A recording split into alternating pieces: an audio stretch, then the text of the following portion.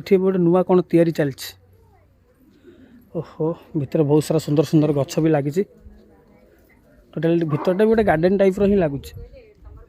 गोटे बेस्ट जिनस देखा मिलूँ कौन जो टोटाली मंदिर में कौन प्रकार इटा कि कौन प्रकार बाली सीमेंट व्यवहृत होनी जहाँ भी होती सब आमर पत्थर ही होती आ कलाकृति तो बहुत प्रकार होती।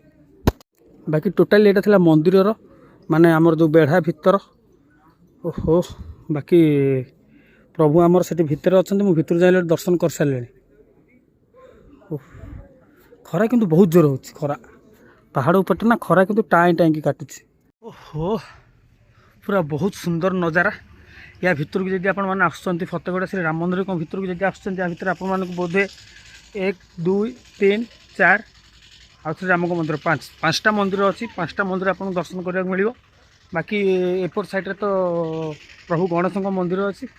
बाकी एपट साइड देखिले पूरा अलग प्रकार है। कौन कर आज तो कहीं ना भाई मैंने सांगे ना आज ये 3-4टा खंडे वीडियो पूरा घाटी देके जाइए हेल्ले कौन हम हेनी। आम गाड़ी देख कौट थुआई आम गाड़ी जाए सेठी थुआई यहाँ केते दूर देखुच। ओहो जा हो लोक मैंने मंदिर सह परिवेश भी बहुत सुंदर से दायित्व नहीं पूरा नीट एंड क्लीन रखते को भेंडी गछ भी लगे भेंडी फल भी देलानी ये।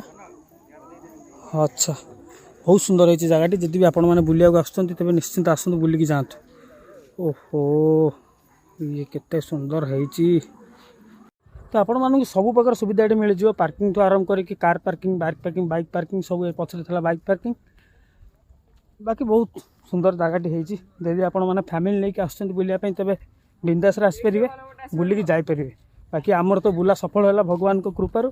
एवं आम बाहर कौटिकी ना भुवनेश्वर तो बर्तमान मुझे चल गाड़ी आनी गाड़ी नहीं सारी बाहरी आम सीधा सड़क जाए देखा कौटी ना भुवनेश्वर रे।